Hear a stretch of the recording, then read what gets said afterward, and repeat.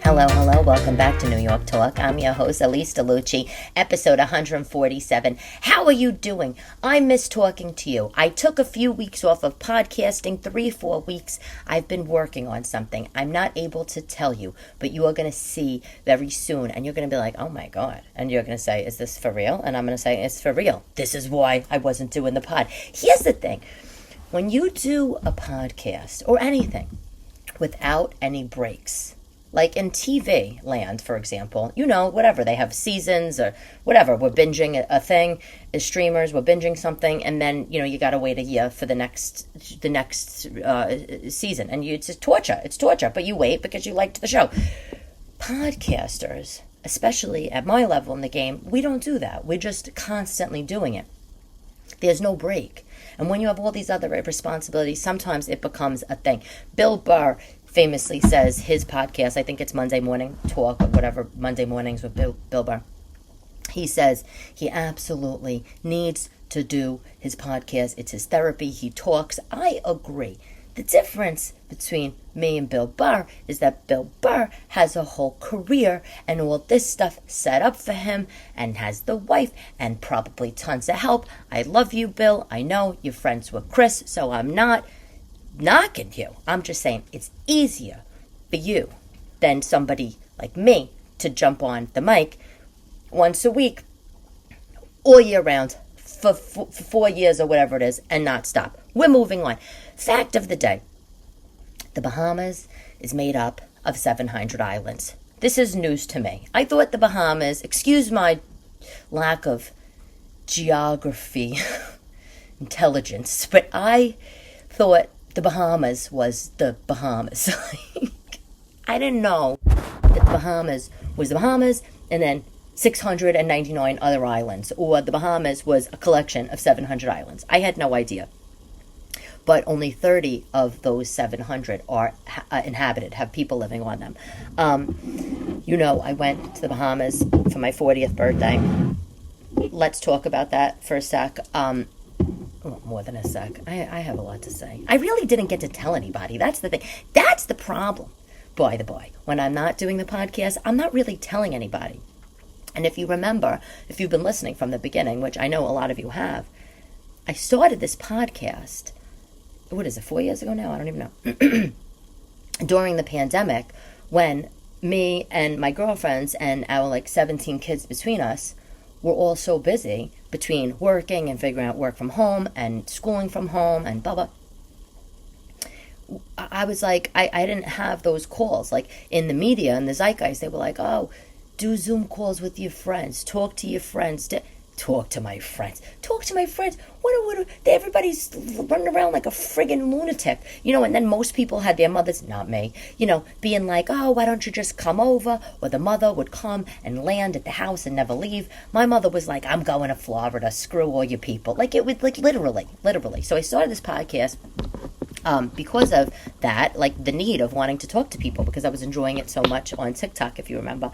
And obviously now it grew into this bigger thing, and I'm so grateful, and I love you all for listening, and thank you. But it's funny because I think my friends, or just maybe people that know me, they might tune in to the pod, but they don't really text or call, to say, hey, how was your trip to the Bahamas? They're just like, oh, I'll listen to it on her podcast. That is the biggest... I don't know if the word is misconception, but that is something that happens to social media people. Not me. And not that I identify as a social media person. I identify as a stand-up comedian, as we know this, but I have grown on social media. But there are these suicides, which makes me so sad, obviously. And some of them are comedians or social media people, and they have said in their letters, or if they went to the hospital, they said, nobody called to check on me. Nobody, everybody will watch my stuff and say, oh, this person's okay, I'm okay, because they see this happy, shiny, whatever. And they have no idea behind the scenes. I don't necessarily identify with that, but what I do can commiserate with is the fact that I don't have those conversations on the phone with my girlfriends. thank you. So Priscilla and Denise and Stephanie, like we should make the friggin' effort to call each other. See, Stephanie and I, we do. Priscilla and I, we do. Denise, not sometimes. Sometimes I'll FaceTime her after she drops off her kids. The whole thing is hard. Anyway, I didn't really get to talk to anybody about my vacation. And my mother, I don't know. It's, you know how it's a strange situation. I grew up, with like if somebody went to a party or if somebody had a dinner or if somebody had a communion, celebrated communion, went to a wedding, went on a vacation. Everybody's calling everybody that night after they get home, the next day. I feel like that's very Italian, doing the debrief. My mother, I don't know what's going on there. She's not doing a debrief with me. So I'm telling you, so Bahamas was so nice, right? I really wanted to get away with my daughters. I wanted to make a memory. So I booked the trip. Have I been there?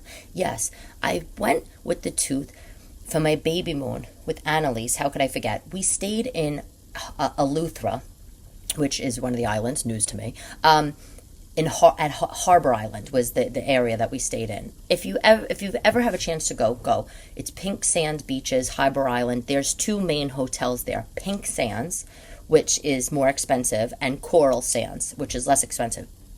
Both of those hotels were fantastic. I stayed at Coral Sands, and it was still a fortune then for us. But what I loved about that trip was it was just us, and it was a small hotel, and it was on the beach with the pink sand, and it wasn't, it didn't have all inclusive, so it got pricey because once you're there you're trapped. But it was private, it was nice, it was sexy. I was pregnant. It was so special. I did not necessarily want to go there with the kids because here's the dog. I got the only poodle that needs to be on Prozac. Elmo, mommy's working. Give me a break. Come here. I'll hold you. Come here. Okay. So I didn't want to go there with the kids because I remember from back then, the Tooth and I, we flew in and then we had to take like a puddle jumper. And I was like, I'm not doing like a connecting flight with my daughters. So I said, let's stay in Nassau, Paradise Island, whatever it is. So I looked into Atlantis. Apparently that's not the place anymore. Who knew? We stayed at Baha Mar. You might know that from social. I talked about it on social. Here's the good, the bad, the ugly. The property is huge. Beautiful. They must have spent a fortune on it. It is 3 hotels, all smushed into one, joined together by a main lobby casino, okay?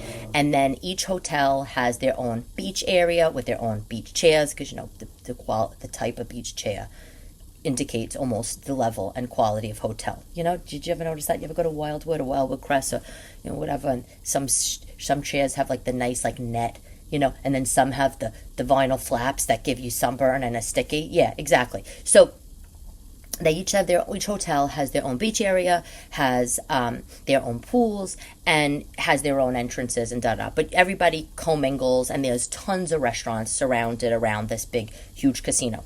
There's the Grand Hyatt, the SLS, and the Rosewood. Okay, we stayed at the Hyatt. And the second I walked in, I saw a big casino. I'm talking about walked in like to the hotel with the girls with the luggage, saw the big casino, and I was like, am I performing here? Like that's like my immediate reaction. I have a different view on casinos because I'm a comedian. I did so many of them on the road with Vic, Mike, whatever in my past. So I don't associate vacations and casinos like right now. I do associate casinos and girls' nights. Girls' trips. That's another thing. Okay. Room was fine. Regular room. It was fine. Was it anything spectacular? Fine. Restaurants, very expensive. I knew it wasn't all-inclusive, and that was okay. I preferred it, though, because, listen, not everybody wants all-inclusive, but we all know with kids, it's just easier. Who only eats chicken nuggets? Who doesn't eat chicken? It's like, come on, right? The drinks you could just get. It's easy. we were only there for 3 nights. In those 3 nights, I had Chinese food at one restaurant, a Chinese restaurant. We ate at a sushi restaurant, and then we ate an Italian restaurant. The sushi restaurant, Katsuya, is a restaurant that I've been to in LA. Do you know how much my bill was with the girls, me and the 2 girls? And by the way, they love sushi because, they live in Manhattan. How the tooth has come out. $350. I swear to God, $350. Now, I was looking at the prices because I always look at the prices, but I wasn't cognizant of service charges and up to down. I was like, $350. I could have gave these kids white rice and like a piece of grilled salmon, one, to share. I couldn't even handle. What I didn't like about Baha Mar was, well, let me say this. What I liked about it was big. There's lots of things to do. There's a water park. We didn't go. We were there to relax. Come on, I just got back from Disney in June. It was lively. It was fun. Everybody's in a good mood. Everybody's dressed up. So if you like to dress up, go. If you want to go on a girls' weekend, a girls' trip, couple nights, if you want to go for an adults-only getaway, this is an amazing place to go. Okay, because you're at dinner with your friends. You can go gamble. They have rooftop bars. They have clubs. Everybody looks like they're part of the Real Housewives cast running around at night. Place doesn't shut down till 3-4 a.m. It's great. If you have kids, personally, not for me. I don't want my kids running around through a casino in the bathing suit with the towel cape around their neck. I'm not into that. Also, I don't have the money to have these kind of dinners with these kids. I mean, let alone on my own. But it was outrageous. I ran into some fans there. That was crazy. So fun. And this girl, Marissa. Hi, Marissa, if you listen. Marissa and her mother, they follow me on social. Fans. Very nice. Marissa was, I don't know, maybe she's 30. Mother was maybe 60. Marissa was I don't really like this. I like small hotels. She's this is like a cruise on land. I was I agree. The mother, though, said she comes once a year with her girlfriends for a girls' weekend. Every February they go. I said, that's exactly what kind of place this is to me. This is not a family-friendly place. I went to the buffet. They had a buffet breakfast. Now, again, not included. I thought maybe, they'd throw it in, Hyatt, you book it on your Amex card. No, of course not. Let me tell you price on the buffet. For the kids, each child, $39.99 on the buffet. For me, adult, wait, I almost said $40, and that would have been hilarious. $90. Swear. $90? $90 for a breakfast? All I drink is black coffee. And all they had is a chocolate croissant, a pancake, and some grapes. For $39.99 each. Come on.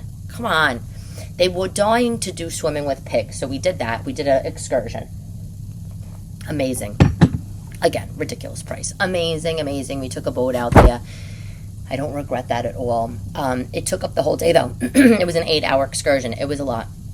So listen, do I recommend Baha Mar? Yes. Personally, I recommend it for a girls' trip, the adult trip, like I said. Families, no. Come on. Unless you, I don't know. and I brought Ziploc bags, okay? Because I packed them, because, I'm a nut. I brought the Ziploc bags. I even, folded up tinfoil from, my kitchen. Put it in my luggage. Because, sometimes my daughters, they're hungry in the restaurants, and then they literally don't eat. So I'll stuff it in my pocketbook, and sometimes I'll take it back and, let them eat it later if they're hungry in the room or whatever. It just, I didn't, I looked like a lunatic if I even did that. I didn't care I did it, but it was crazy. But I made the memories. I didn't make my Shutterfly book yet, but I plan on doing it, or whatever, Snapfish, whatever I use. They had the best time. They had the best time. I'm so happy that I went. My wallet, my bank account, absolutely not. The rest of my 40th was nice. It was nice. I did dinner with my girlfriend, dinner with my friends, a little dinner party at Lavo. On 57th or 59th Street. It's right across the street from Tao. Club downstairs. Newsflash. Don't get excited if you're 40 trying to go to the club. Stephanie, it's so funny. She's like, I've been dying to go to that club.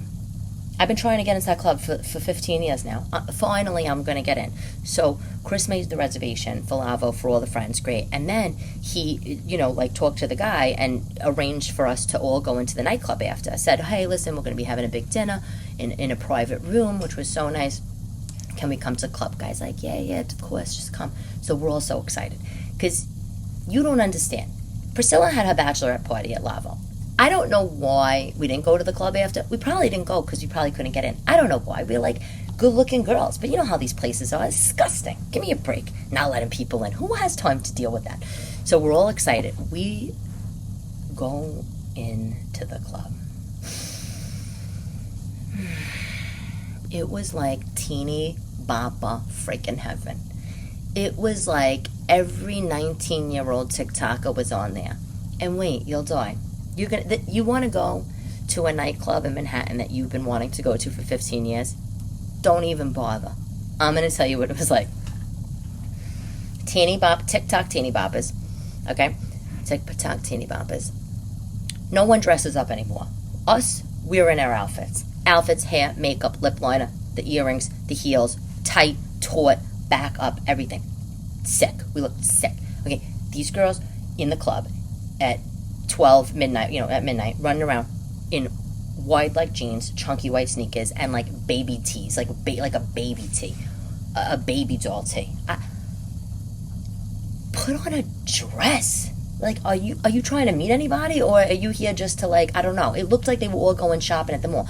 They all had those little tiny bags, those little tiny bags that you can't fit shit in, tucked under their arm. Remember the Prada bag from the 90s, like Alicia Silverstone and Clueless, Sharon D, walking through the path into the school.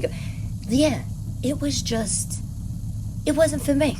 It was just we looked at ourselves and yeah, could we to the bartender, could we have a gin and tonic? And it was just oh my God.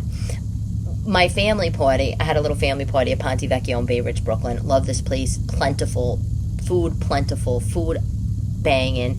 They have a back room outside, which it was cold out. I did it in October, but they had heaters that makes it feel tropical. So, you know how Italians do. Come on. Amazing. And I got to bring in a little DJ. Stephanie's brother-in-law DJ'd the whole thing. We danced. We had the best time. I should have done that for my friend party. Just saying. And let me say this. Each party was great. It was great. I had a great time. Everybody was so happy to be there. But how can I honestly give you the real deal if I don't tell you all the sides of it? Some people they ask me are you miserable? I said, no, I'm not miserable. I'm just I'm happy. I'm a happy person. I'm just I just tell it like it is. I don't know. I'm happy, and I complain. I don't know. This, I don't know. That's just, I have modes. Come on. Anyway, my actual birthday was I forgot to tell you, Baha Mar. Again, if you don't live near New York City, if you're not from New York, if you don't get into the city often, it is worth going if you want to go to city restaurants. On my actual 40th, I went to Monkey Bar at the Hotel Elyse in Manhattan. I love Monkey Bar. It's my spot. I love the decor. I love everything. Owned by Graydon Carter, editor of Vanity Fair. I used to work at Conde 1,000 years ago.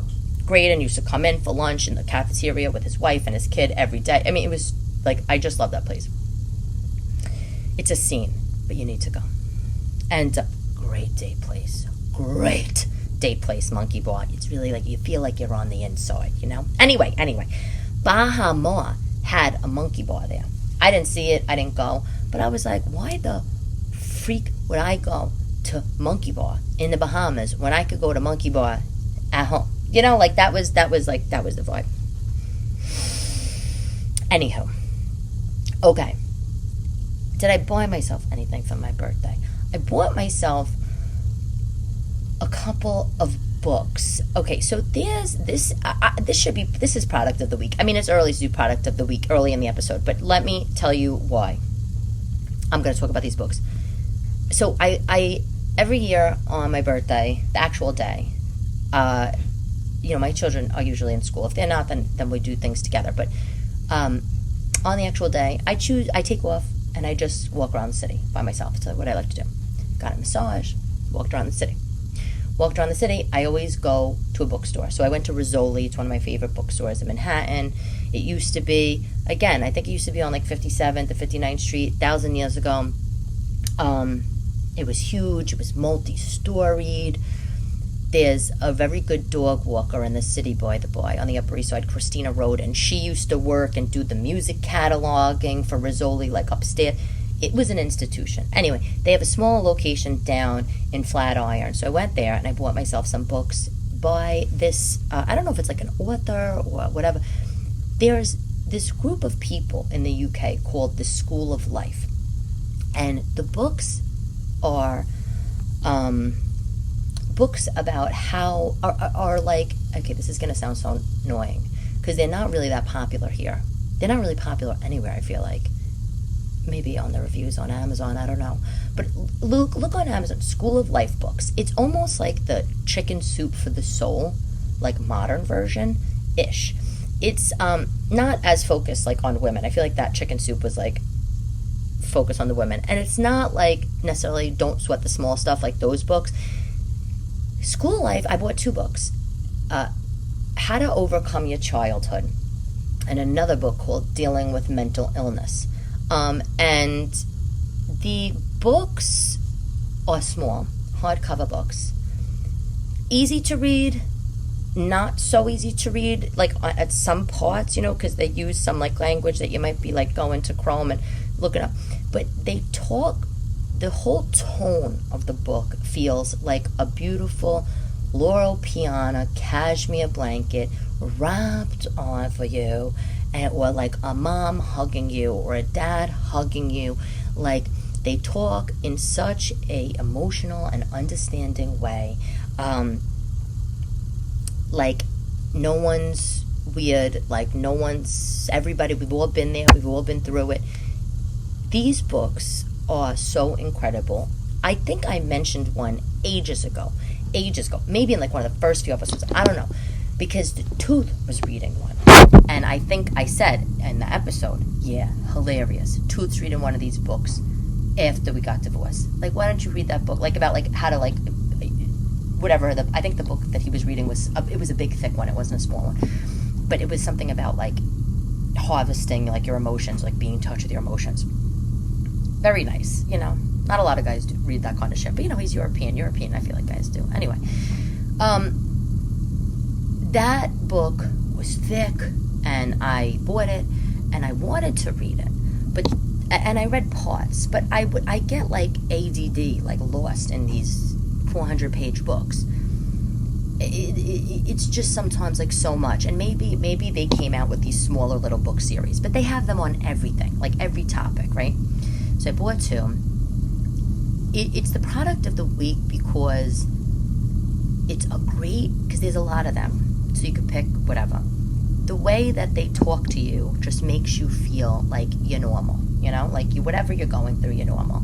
And I read one, and basically, I have it here. The School of Life let me read this to you. The School of Life is a global organization helping people live more fulfilled lives. Helping in their relationships, careers, social lives, helping us find calm and get more out of leisure hours. Started in 2016. School of Life Press. Alain de Botton, I don't know, that's the guy who started it. And this is a library, to educate, entertain, console, and transform us. Let me tell you, they're amazing. You have to check this out if you like self-help stuff. That's all I'm going to say. I'm right now in my office. I have one side, business books. Underneath, my collection of cookbooks, tons. A lot of vintage cookbooks, a lot of international cookbooks. You know how I like it. Other side, comedy books and self-help books. Like, that's it. That's all I have. I don't have any Danielle Steele. I don't have any of that. I don't have time for that. Too crazy. Anyway. Okay. Hi. So, food talk. Food talk. I see. Maybe you gotta go watch on Netflix The Blue Zones. Again, life-changing. And by the way, maybe I'm talking about this stuff because I turned, which everybody says, this computer says, oh, shut the hell up. Computers, I can't even handle them. Anyway, maybe because everybody says, oh, your 40s are your best decade, you got this, you got that. I feel like I'm just getting started. That's how I feel, But I said to myself, I'm turning 40, like, I want to just, I don't know, like, prioritize certain things a little more, and I want to be okay with whatever I've been through, and you read a lot of it, by the way, in my book, if you read my book, but you didn't read all of it. The book was like a light version, and the book practically had me estranged from my mother for, like, I don't know. She didn't even read it, but she's still mad about it. They called me up. They basically like cursed me out, and not like cursing. Basically like, you're dead to us. You're embarrassed the family. Like, all right, get over it. You'll live. And that was it. Like for months. And I was affected by it like a lot. Because wouldn't you? Come on. Anyway, but it's like a light version. And one day I will tell all of the trauma, but not now. So I think for my 40th, I was like, I want to like be a little bit more emotionally, mentally present, not to sound like one of these annoying people that you hear talking about that stuff. Like, I'm not trying to get like Oprah, although I love Oprah. I just feel like that's like what I wanted to do. So I'm doing the school life books, and I'm in a Japanese eating phase, which, who knew? Rush grass. I went to the Japanese supermarket the other day, H Mart, their chain, look them up, and I tried to buy rush grass, which is basically like what tatami mats are made out of, and rush grass, they purify the room. It looks like weeds, kind of. They like purify the air, so I'm like, let me get some rush grass, let me do it up. But on Netflix, I'm so happy that they have this show, because I read the book years ago, The Blue Zones. You need to watch this show. If you don't know the Blue Zones, the Blue Zone cookbook, it's this guy Dan. Did I write it down anywhere? It's not. He basically wrote a book years ago about different places around the world where they live to 100 and what they do. And I'm going to forget all the areas, but it's Okinawa, Japan, Sardinia in Italy, Loma Linda, California, where the Seventh-day Adventists live, and then there's a couple others. I think, is it one Greece? I don't know. Anyway, not important. The people that live to 100 in these various regions, Sky, I love this guy, they all do the same thing. They all have some similar qualities, despite their geographical location. They do something outside, they go to sleep early, they drink a lot of water, they socialize a lot with their community, they eat very clean. Some of them don't eat a lot of meat, right? Some of them have a glass of red wine every day. It's worth watching the show. And I don't know if it's each episode or every 2 episodes. They go through another, it's like a mini series. It's a documentary. They go through the cultures. And I want to share with you, before I go, this recipe. Sardinia, it's the Sardinian minestrone soup I've been making from this book recipe. I mean, now I know the recipe, like whatever. I've been making it for 100 years. These people, they eat it all the time. By the way, in Japan, they're like one of their superfoods. They talked about it. There was like purple yams. And, who knows? Is it the food, or is it the cleanliness of the food? Like that it's not fried or whatever. But anyway, Sardinian minestrone soup, it's so easy. You get dried beans. I love this soup. I just made it the other day, and I put like 3 things, Tupperware things in the freezer and like 1 in the fridge. You get carrot, celery, and onion. You do what is that? That's the mirepoix, right? You do that, chop, dice it, whatever, cook it down. And then for the vegetables for the soup, it's carrots, it's celery, and it's fennel, and it's zucchini, and it's a 14-ounce can. You could use 24 ounce if you have, whatever, of tomatoes. And it's water, right? And then the beans of the soup, dried beans, you could use canned, but you have to, drain them well. But I use dry, and I soak them overnight in hot water, and I put a dishcloth over them in a big bowl, like a mixing bowl. The beans I use, navy beans, chickpeas, sometimes black-eyed peas, cannellini beans, whatever I have. I don't use lentils. That's the only bean I have. But these are the beans I use. Sometimes kidneys in there. Put the dried beans in a big mixing bowl. Pour, boiling water over the beans. Cover it with the dishcloth. Leave it overnight. Let the beans soak. They will soften up. If you don't soak the beans for a long time, when I say a long time, at least 12 hours, but not 24 or something, because you don't want to get like a mildew film on the water. If you don't soak the beans, they're going to be so hard. So now we're making the soup, right? You soaked your beans. You're making your soup, and you got the mirepoix going, and it's time. You drain the beans, in a colander, throw the beans in, right? And then you stir it up, add a little salt and pepper, whatever. Then you put the vegetables in. The fennel, you could save the zucchini because it does get very soft, but which is what I do. But you could put all the vegetables, like the carrots, the celery, the chopped fennel, the zucchini, and then you put 8 cups of water. That's it. And then you put actually before you put the water, you want to put the 14-ounce can of tomato. Stir it all up. Stir it. I'm doing a stirring motion. Then you do the water. Throw a bay leaf in there. As the soup is cooking, throw a few leaves of basil. And then you as it's cooking, you know what I'm saying. You put it on. You bring it to a boil, cover it, bring it to a boil, and then when it's boiled, you take it down to a medium low, keep it covered, and you're stirring it for like 3 hours. This is a weekend thing. You make this on the weekend, and as you're stirring it every 30 minutes, maybe you add in more salt and pepper. You're adding some basil. You're putting in a bay leaf, right? And you have to add more salt than you probably think. I never do while it's cooking. I'll add the salt once it's in the bowl and I'm eating it because, most soups are made with chicken stock. This soup is just the can of tomatoes and the water. The soup is delicious.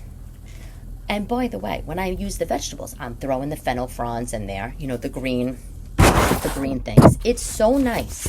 It's a nice soup. You could put potatoes in, like Yukon Gold potatoes in like the last hour, like chunks of them if you wanted that. I usually put macaroni in. I did elbows, the other day. That's what I had. But sometimes cittadini, whatever. Sometimes orzo. It freezes beautifully, okay? It's delicious. And I love that it doesn't use chicken stock. I love that there's no meat in it. And sometimes if I cook the soup and I put the macaroni in, like at the end I put the macaroni in, and it makes it too thick, I'll just add more water to re-up the liquidity of it. But if not, maybe sometimes that day, if I'm not making a big pot, I might just eat it like a macaroni. You know what I'm saying? Recipe. So when you watch the show, you're going to be like, I heard this already. It's a great show. You're going to love it. You're going to love it. And that's that. So, yes, I'm so sad that I wasn't able to do a few episodes, but don't worry. Oh, you know what else? I bought valerian tea. Have you had valerian tea? I bought it from the health food store. It's tea, and it's like to reduce insomnia and anxiety and a nervous restlessness. I don't really have that nervous restlessness because I do so much that by the nighttime comes around, I just hit my head on the pillow. But I've been drinking the tea. I like that. Anyway, that's it for today's episode 147. I am so excited to tell you about what's going on in a few months, but you will hear about that. In the meantime, here's a quote of the day by my favorite, Elaine Stritch. Oh, if you've never seen her movie Just Shoot Me, I've said it a million times. Watch it. Here is the quote, and it's so apropos at this time in my life. You never know what is happening to yourself when it's happening. And that is good times and in bad times. And you know what? I'm having a great time right now. So I have my eyes wide open. I know what's happening. I am present. And I am soaking it all in. I'm Elyse DeLucci. This is New York Talk. Thank you for listening. Love to love ya, baby.